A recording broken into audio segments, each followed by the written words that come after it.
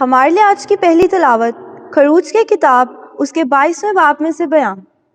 ایک دن خداوند نے موسیٰ کو فرمایا کہ بنی اسرائیل کو یہ حکم دے، تو مسافر کو دکھ نہ دے اور نہ اس کو تنگ کر، کیونکہ ملک مصر میں تم بھی مسافر تھے۔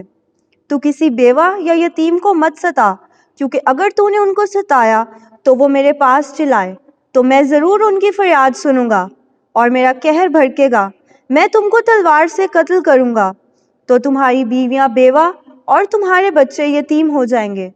اگر تو میرے لوگوں میں سے کسی مفلس کو کچھ روپیہ قرض دے تو سود خور کی مانند مت بن اور اس سے سود مت لے۔ اگر تو نے اپنے ہمسائے کا لباس گروی میں لیا ہے تو سورج ڈوبنے کے وقت اس کو واپس دے دے، کیونکہ یہی ایک چیز اس کے اوڑھنے کی اور اس کے بدن کا لباس ہے۔ وہ کس میں سوئے گا؟ اگر وہ میرے پاس چلایا تو میں اس کی فریاد سنوں گا، کیونکہ میں ترس کھانے والا ہوں۔ پاک کلام کے پڑھے اور سنے جانے پر خدا کی برکت ہو۔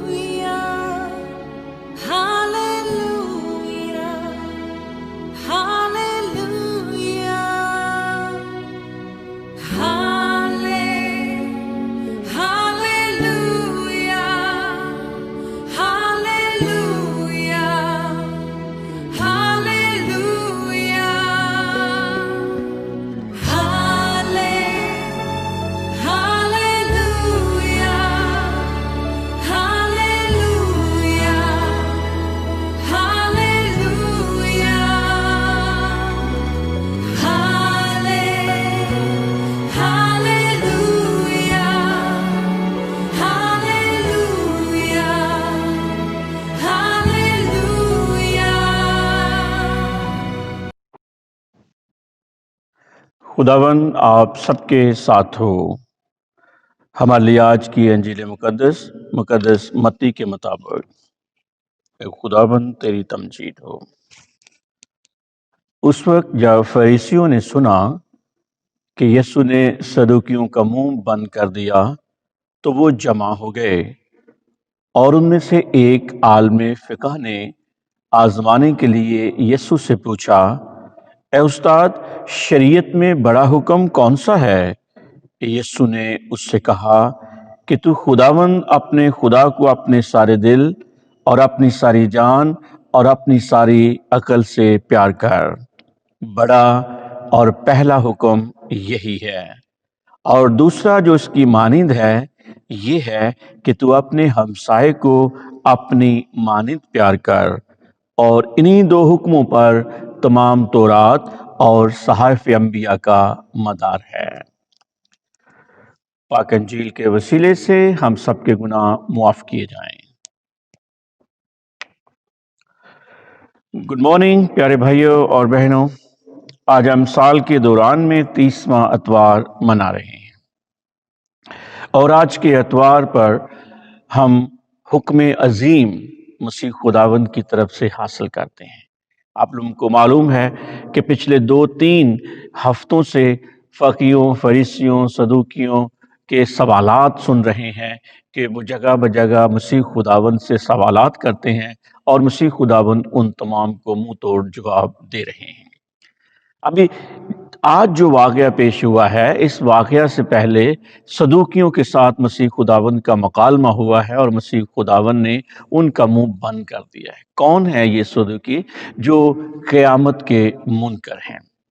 اور جب فریسیوں نے یہ سنا کہ خداوند یسوع نے ہمارے حریف، فریسی اور صدوقی ایک دوسرے کے حریف تھے، انہوں نے جب سنا کہ خداوند یسوع نے ہمارے حریف صدوقیوں کا منہ بند کر دیا ہے، تو وہ اس کے ساتھ گفتگو کرنے کے لیے اس کے پاس آ جمع ہوئے، اور ان میں سے عالم فقہ نے کھڑے ہو کر خداوند یسوع سے سوال کیا۔ کیا سوال کیا کہ اے استاد، شریعت میں پہلا حکم کون سا ہے؟ شریعت میں بڑا حکم کون سا ہے؟ تو مسیح خداوند نے دریا کو کوزے میں بند کرتے ہوئے ان سے کہا کہ پہلا اور بڑا حکم یہ ہے کہ تو خداوند اپنے خدا کو اپنے سارے دل سے، اپنی ساری جان سے اور اپنی ساری عقل سے پیار کر۔ مرکز نے یہ بھی بیان کیا ہے کہ تو اپنے خدا کو اپنی ساری طاقت سے پیار کر۔ بھائیو اور بہنوں، پھر خداوند نے کہا کہ دوسرا اسی کی مانند ہے کہ تو اپنے ہمسائے کو اپنی مانند پیار کر۔ پیارے بھائیو اور بہنوں، مرکز کے بیان میں یہ الفاظ بھی شامل ہے کہ تو اپنی ساری طاقت سے پیار کر۔ مطلب کہ انسان کا پہلا اور اولین فرض یہ ہے کہ وہ اپنے پورے وجود کے ساتھ خدا سے محبت کرے۔ اس لیے بیان کیا گیا ہے کہ دل جذبات کی، جان ارادہ کی، عقل ذہانت کی اور طاقت جسمانی فطرت کی نمائندگی کرتی ہے۔ بقول یوحنا رسول نے فرمایا کہ محبت خدا سے رکھنا کیا ہے؟ محبت خدا سے رکھنا یہ ہے کہ ہم اس کے احکامات پر، ہم اس کے حکموں پر عمل کریں۔ اگر ہم اس کے حکموں پر عمل نہیں کرتے ہیں تو ہمارا خدا سے محبت رکھنے کا دعویٰ جھوٹا ثابت ہوتا ہے۔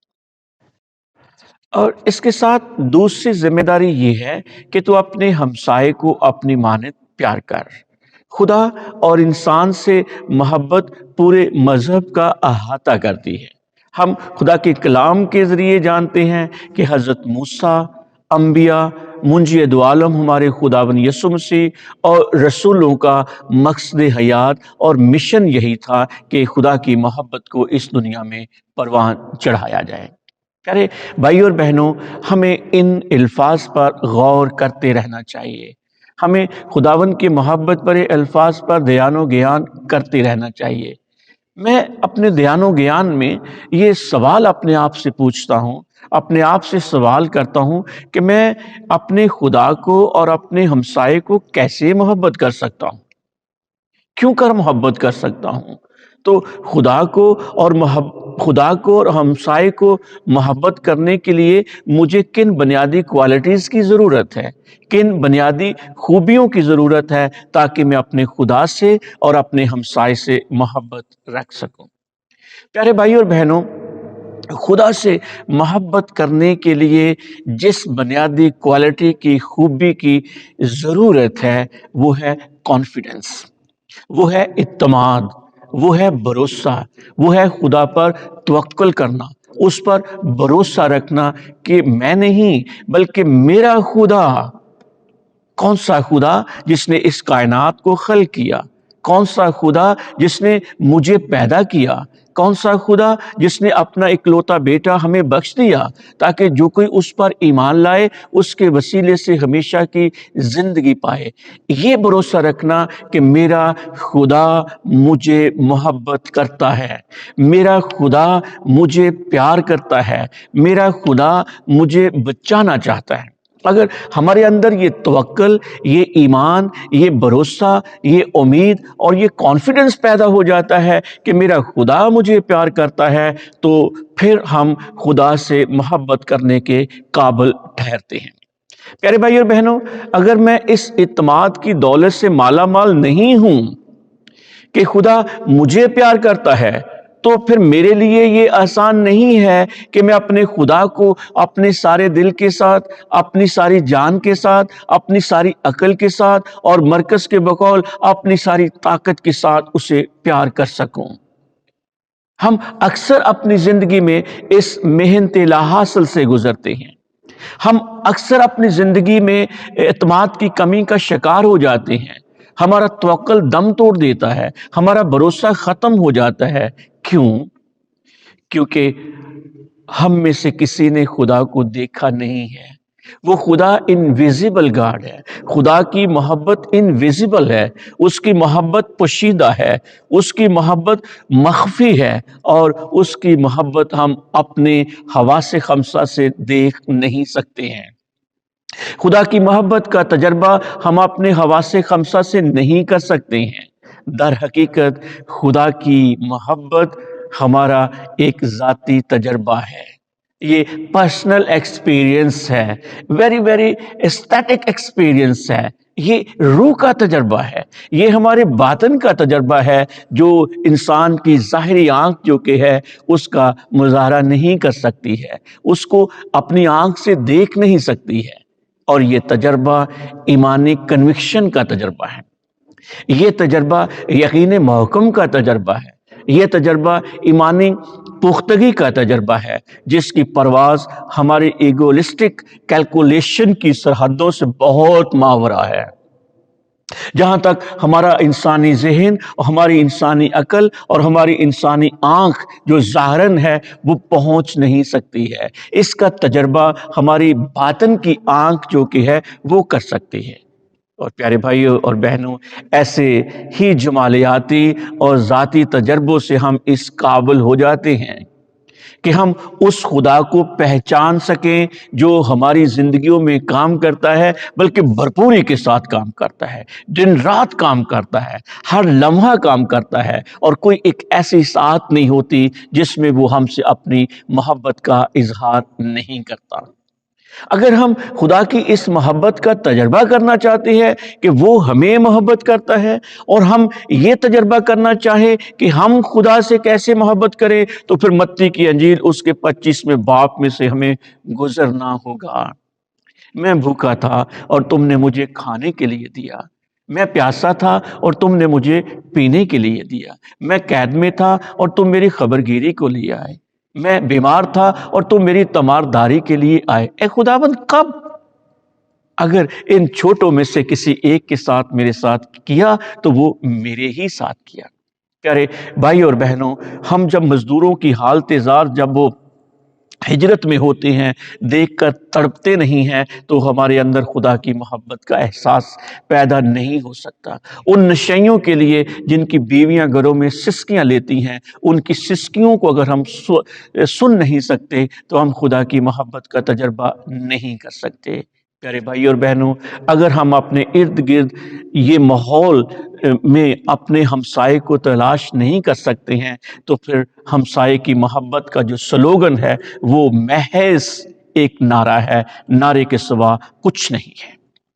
اس لیے میرے پیارے بھائیوں اور بہنوں، خدا سے اور پڑوسی سے، ہمسائے سے محبت سب سے بڑا حکم اور سارے حکموں کا خلاصہ ہے۔ یہ دوسرے سب حکموں کی بنیاد اور سرچشمہ ہے۔ اس لیے خداوند نے ساری شریعت ایک لفظ میں پوری کر دی ہے، اور وہ ہے محبت، وہ ہے لو۔ اور ہمارا خدا یوحنا کے بقول وہ سراسر محبت ہے، کیونکہ محبت ہمسائے سے برائی نہیں کرتی، اس واسطے محبت شریعت کی تعمیل ہے۔ لہذا محبت سردار اور رہنما جذبہ ہے، ایک اہم ترین کلا ہے۔ اس لیے ضروری ہے کہ خدا کی خاطر سب سے پہلے اسے قائم اور مضبوط کیا جائے، اپنے اور اپنے ہمسائے کے درمیان اس محبت کو مضبوط کیا جائے۔ انسان خدا کی وہ مخلوق ہے جسے محبت کے لیے پیدا کیا گیا ہے۔ اس لیے یہ شریعت یعنی محبت کی شریعت دل پر لکھ دی گئی ہے، دل کے نہا خانوں میں لکھ دی گئی ہے۔ اس محبت کا تعلق دل کے ساتھ ہے، تاکہ بھرپوری کے ساتھ جب ہم اپنے خدا سے اپنی محبت کا اظہار کرتے ہیں تو وہ ہمسائے سے کرتے ہوئے ہم نظر آئیں۔ اس لیے خدا سے محبت بے مثال ہے، خدا سے محبت یکتا ہے، خدا سے محبت نادر ہے، اور خدا سے محبت اول ترین اور افضل ترین ہونی چاہیے۔ اور لازم ہے کہ ہم سب چیزوں سے زیادہ محبت اپنے خدا سے رکھیں۔ ہمارے خداوند نے بھی فرما دیا کہ اگر تم اپنی دولت، اپنے ماں باپ، اپنے بھائیوں، اپنی بہنوں، اپنے عزیز رشتہ داروں سے بڑھ کر مجھ سے محبت نہیں کرتے تو تم میرے لائق نہیں ہو۔ اور اس کی تعمیل باقی سارے حکموں کی تعمیل کا منبع اور سرچشمہ ہے۔ پیارے بھائی اور بہنوں، ان حکموں کی اہمیت اور عظمت پر اگر ہم غور کریں تو ہمیں پتہ چلتا ہے کہ انہی دو احکامات پر تمام تورات اور انبیاء کے صحیفوں کا مدار ہے۔ یہی بنیاد ہے محبت۔ اگر محبت نہیں ہے تو پھر شریعت نہیں ہے۔ سب کا مدار محبت کی شریعت کے حکم پر دیا گیا ہے۔ शरीयत में से मोहब्बत को अगर निकाल दें। भाइयों और बहनों, इंसान वो मखलूक है जिसे मोहब्बत करने के लिए पैदा किया गया है। इसलिए ये शरीयत यानी मोहब्बत की शरीयत दिल पर लिखी गई है, जहां से इंसान के इरादे फूटते हैं। इसलिए खुदा से मोहब्बत बेमिसाल है, यकता है, नादर है, अव्वल तरीन है और अफजल तरीन होनी चाहिए। और लाजम है कि हम सब चीज़ों से ज़्यादा अपने खुदा से मोहब्बत रखें, और उसकी तामील बाकी सारे हुक्मों की तामील का मंबा और सरचश्मा है। इन हुक्मों की अहमियत और अजमत पर जब हम गौर करते हैं तो पता चलता है कि इन्हीं दो हुक्मों पर तौरात और सहाफ़ अंबिया का मदार है। सबका मदार मोहब्बत की शरीयत पर रखा गया है। प्यारे भाई और बहनों, शरीयत में से मोहब्बत को अगर निकाल दिया जाए तो सब कुछ जमीन बोस हो जाता है, नेस्त तो नाबूद हो जाता है, मादूम हो जाता है। मोहब्बत उम्दा तरीन अमल है, ये शरीयत की रूह है और इसे जिंदा रखती और ताजगी बख्शती है, और ये बाकी सारे फराइज की जड़, बुनियाद और चश्मा है। मोहब्बत किताब हयात का खलासा और लुब्बे लबाब है, सिर्फ तौरात और अंबिया के सहीफों का नहीं बल्कि अंजील पाक का भी। सबका मदार इन्हीं दो अहकाम पर रखा गया है। प्यारे भाई और बहनों, हम जानते हैं कि मोहब्बत एक लाजवाल अमल है।